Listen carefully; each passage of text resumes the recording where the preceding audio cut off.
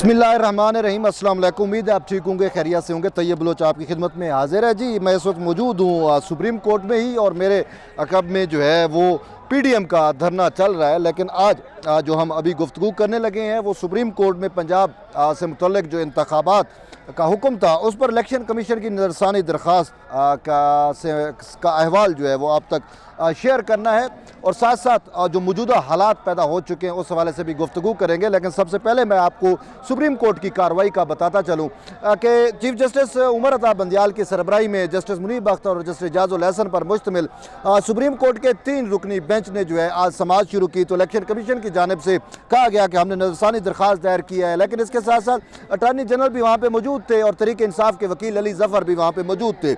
और दौरान समाअत जो है वो चीफ जस्टिस ने जो है वो अपनी ख्यालात का इजहार भी किया और कहा कि देखें मैं अभी भाई हम देख रहे थे कि जिस तरीके से सियासी कारकुन जो हैं वो सुप्रीम कोर्ट के बाहर जो जंगला है उस जंगले को फलांगने की उन्होंने कोशिश की। तो उन्होंने कहा ऐसी सूरत हाल में हमें यही नज़र आ रहा है कि हुकूमत जो है वो हेल्पलेस हो चुकी है, हुकूमत इनको कंट्रोल नहीं कर पा रही था।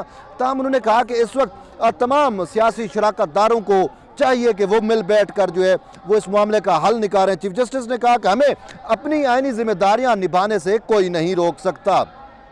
और इसके साथ साथ अली जफ़र ने कहा कि आपके पास और कोई चॉइस नहीं है, आप जो है वो अपनी चॉइस का इजहार नहीं कर सकते, आपके पास एक चीज़ है और वो है आइन और कानून के मुताबिक अमल दरामद कराना, और आपने ही अमल दरामद कराना है। और उसने कहा ये आपकी आइनी जिम्मेदारी है। अली जफ़र ने कहा कि अदालत जो है वो नज़र बंद नहीं कर सकती अपनी आइनी जिम्मेदारियों से। उन्होंने कहा जो आखिरी शख्स होगा आइन को नाफिज़ुल अमल करने में वो आप चीफ जस्टिस ही होंगे, और यही आपकी जिम्मेदारी बनती है। तो चीफ जस्टिस ने कहा कि हम जो है वो इदारों का हमें चाहिए कि इदारों के एहतराम को यकीनी बनाएं। इसके साथ साथ उन्होंने कहा कि हम अमन चाहते हैं और साथ उन्होंने कहा कि इंतखाबात जमहूरियत की बुनियाद हैं, और जमहूरियत उसी वक्त ही आती है जब इंतखाबात होते हैं, और ये अखलाकी और आइनी जिम्मेदारी है। तमाम पोलिटिकल स्टेक होल्डर को भी चाहिए कि अपनी जिम्मेदारियाँ पूरी करें। चीफ जस्टिस ने कहा कि मैं इंतज़ामिया और मुकन्ना दोनों को कहता हूँ कि अपनी अखलाकी जिम्मेदारियाँ और आइनी जिम्मेदारियाँ पूरी करें। अपनी जिम्मेदारियाँ जो हैं वो आइन और कानून के मुताबिक पूरी करनी चाहिए। चीफ जस्टिस ने कहा कि आइन किस को नाफिज करना है, साफ ज़ाहिर है कि आइन हमें मैंडेट देता है अपने नफाज का।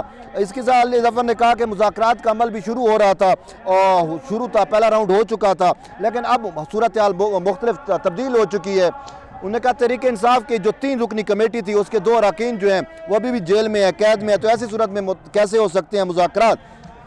चीफ जस्टिस ने कहा कि फिर भी आपको मुज़ाकरात करने चाहिए। अटारनी जनरल जो है वो मौजूद है, वो उनको चाहिए कि यहाँ पर इसका कोई हल निकाले। अली जफ़र ने कहा कि हुकूमत आइन पर अमल नहीं कर रही। चीफ जस्टिस ने कहा समाअत फरवरी में शुरू हुई, लेकिन एक फरीक ने खिलाफ वर्जी की तो दूसरे फरीक को भी चाहिए कि वो आइन के मुताबिक अमल करे, पुरतशद्दुद ना हो। चीफ जस्टिस ने कहा कि अटारनी जनरल जो है वो मैं उनको कहता हूँ कि मुज़ाकरात दोबारा बहाल करें, और चीफ जस्टिस ने कहा कि हम किस्मी कोशिश करनी चाहिए इस पर। अटारनी जनरल ने कहा हम तो शुरू दिन से कह रहे हैं, ये बात नहीं मान रहे हमारी। अली जफ़र की तरफ इशारा करके कहा।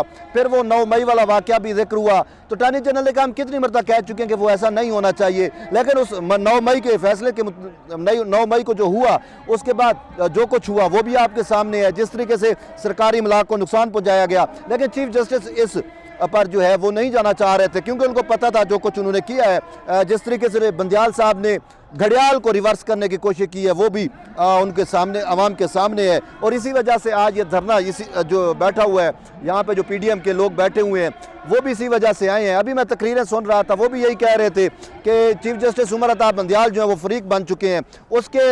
उनके मुताबिक सिर्फ वो न सिर्फ फरीक बन चुके हैं बल्कि एक पोलिटिकल पार्टीज़ की सहूलतकारी कर रहे हैं, बरमला सहूलतकारी कर रहे हैं, अकलियत का फैसला अक्सरियत पर नाफिज करने की कोशिश कर रहे हैं। और चीफ जस्टिस के मुसलसल ऐसे फैसले हैं जिसमें पीडीएम को फरीक तक नहीं बनाया गया, पीडीएम को सुना तक नहीं गया, इंसाफ के तकाजे पूरे नहीं किए गए।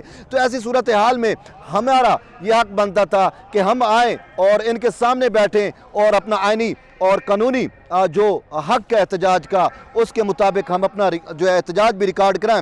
हम वापस आते हैं प्रोसीडिंग पे। इसके बाद चीफ जस्टिस ने कहा कि जो कुछ हो रहा है वो नहीं होना चाहिए और दोनों फरीकैन को पुरतशद्दुद नहीं होना चाहिए। और इसके साथ साथ चीफ जस्टिस जो है वो खुद आज मान गए हैं। चीफ जस्टिस ने कहा कि पोलराइजेशन इतनी सरायत कर चुकी है, मुआशरा तकसीम हो चुका है। अब ऐसी सूरत हाल में अगर इंतखाबात हुए भी सही तो उसको कौन मानेगा, उसके नतायज को कौन मानेगा। चीफ साहब, ये चीज़ आपको शुरू में समझ आ जानी चाहिए थी, जब PDM कह रही थी कि आप एक फरीक के लिए सहूलतकारी ना करें, और आपने जब इंतखाबात का हुक्म दिया था तो उसी टाइम इलेक्शन कमीशन ने भी आपको कहा, वजारत दिफा ने भी कहा कि सर दूसरे भी फरीक हैं, उनको भी सुन लें और इंतखाबात मुमकिन नहीं रहे। आपने खुद देखा 14 मई गुजर गया, इनके फैसले का क्या हुआ, किसी ने इंप्लीमेंट किया ही नहीं है ना। तो ये एक्स्ट्रा सहूलतकारी कर रहे थे, तो उसके नतीजे में क्या हुआ, उसके नतीजे में ये गंदे हो गए। इस सुप्रीम कोर्ट को, जो आइन की मुहाफिज है, जो मदर ऑफ लॉ है, वो जब सासू माँ की ख्वाहिशात पे चलेगी, जब मदर इन लॉ के मुताबिक चलेगी, तो फिर यही कुछ होगा। अवाम जो है वो मुश्तिल भी होगी, अवाम यहाँ पे आके अपने आइन और कानून पर अमलदारी के लिए इन पर दबाव भी डालेगी, और ये वही दबाव है जो वो डाल रहे हैं। क्योंकि मुतअद्दिद केसेस जो पॉलिटिकल नोयत के थे, हमने देखा, आपने देखा, पूरी अवाम ने देखा, कौम ने देखा कि किस तरीके से उसमें पाकिस्तान डेमोक्रेटिक मूवमेंट में शामिल तमाम जमातों को इन्होंने फरीक तक नहीं बनने दिया, उनको सुना तक नहीं है, वो यहाँ पे बाइकाट करते रहे हैं, इनको उसका गर्ज तक नहीं था। बात यह है कि पाकिस्तान की अदालती तारीख में पहली दफ़ा ऐसा हुआ, हमने देखा कि एक फरीक बराह रास्त सुप्रीम कोर्ट की प्रोसीडिंग का बाइकाट कर जाता है, लेकिन इनके कानों पे जूं तक नहीं रहेंगी, इनको आइन और कानून के मुताबिक फैसले करने की तौफीक तक नहीं हुई, बल्कि इनको यही था कि जो हमारा टास्क है, जिसके लिए हम सहूलतकारी कर रहे हैं, उसकी हम मुमकिन सहूलतकारी करके ही रहे। और फिर सब ने देखा कि 9 मई का जो वाक़या हुआ, हाई कोर्ट के शीशे टूटते हैं। ये हाई कोर्ट के शीशों को तो मुकद्दम जानते हैं, कहते हैं हमारी कोर्ट का तकद्दुस पमाल हुआ, लेकिन उसके साथ जो कुछ GHQ में हुआ, जो कुछ कोर कमांडर हाउस में हुआ, या जो कुछ सरकारी इमलाक को नुकसान पहुंचाया गया, उस पर इन्होंने अपनी आंखें बंद कर ली। ये इमरान खान की सहूलतकारी के लिए पाकिस्तान की तारीख में, बल्कि पूरी दुनिया की अदालती नज़ीर हमें नहीं मिलती कि एक मुल्जिम का रिमांड हो चुका, वो रिमांड पे है, लेकिन ये क्या करते हैं कि उसको रिमांड से बुला के अपनी ये सुप्रीम कोर्ट में कहते हैं कि गुड टू सी यू, तुम्हें देखकर बहुत खुशी हुई, और एंड पे उसको कहते हैं बेस्ट विशेस, कहते हैं बेस्ट ऑफ लक कहते हैं। और उस बेस्ट विशेस का क्या नतीजा निकलता है कि सुप्रीम कोर्ट के अलावा हाई कोर्ट में फिर सभी जजेस कहते हैं good to see you, best wishes. आइन कानून को एक तरफ रखते हैं और कहते हैं कि जो इमरान खान को चाहिए वही हम उसको रिलीफ देते हैं। यहाँ पे सुप्रीम कोर्ट में तो जस्टिस अख्तर मिनल्ला यहाँ तक कह चुके कि खान साहब हम आपको एक्स्ट्रा रिलीफ देने जा रहे हैं। तो एक्स्ट्रा रिलीफ जिसकी आइन में गुंजाइश नहीं है, जिसकी कानून में गुंजाइश नहीं है, इन्होंने फिर भी एक्स्ट्रा रिलीफ दिया। समझ से बालातर है कि इतना इमरान खान इनके लिए लाडला क्यों हो गया। क्या ये सुप्रीम कोर्ट सिर्फ बंदियाल की है? क्या ये सुप्रीम कोर्ट सिर्फ उसकी सासू माँ की है? ये सुप्रीम कोर्ट पाकिस्तान के 22 करोड़ अवाम की है। और उसी अवाम का आप देख रहे हैं कि उसी अवाम में से लोग आज इसी सुप्रीम कोर्ट के सामने इकट्ठे हैं और वो ये कह रहे हैं कि भाई हम इस सुप्रीम कोर्ट को चीफ जस्टिस उमर अता बंदियाल की सासू माँ से आज़ाद करके रहेंगे। वो कह रहे हैं कि भाई ये सुप्रीम कोर्ट यरगमाल हो चुकी है चंद हम ख्याल जजेस के हाथों में, ईमानदार जजेस के हाथों में, और इसी वजह से आज वो यहाँ पे धरना लेके बैठे हुए हैं। और इस धरने की आप भी आवाज़ें सुन रहे होंगे कि कितनी बड़ी तादाद में लोग यहाँ पे मौजूद हैं। उनका नुक्ता नज़र एक ही है, उनका मंशा एक ही है, उनका मकसद एक ही है कि चीफ जस्टिस उमर अता बंदियाल आप फ्रीक बन चुके हो, आप आइन के तकाज़ों को पूरे नहीं कर रहे, आप आइन और कानून को मसलूब कर रहे हो, तो आप इस्तीफ़ा दो, ये मुजाहिरीन कह रहे हैं। तो ऐसी सूरत हाल में आज जब समाअत होती है तो चीफ जस्टिस उमर अता बंदियाल जो एक मिनट देने को तैयार नहीं होते अपोजिशन को, PDM को, जो कहते हैं कि फ़ौरन इसमें इम्प्लीमेंट कराओ, आज इस मुजाहिरीन को देख के, इस एहतजाज को देख के, इस धरने को देख के समाज जो है वो अगले मंगल तक 23 मई तक मुलतवी कर देते हैं, तमाम फ्रीकैन को नोटिस जारी करते हैं। वजह क्या है? वो यही चाहते हैं कि ये धरना यहाँ से जब चला जाए फिर हम दोबारा लट लेके बैठें और दोबारा इमरान की सहूलतकारी करें और इस हुकूमत के खिलाफ जो है वो तौहीन अदालत की कार्रवाई करें। क्योंकि जो शख्स अक़लियत के फैसले को अक्सरियत पर नाफिज कर सकता है,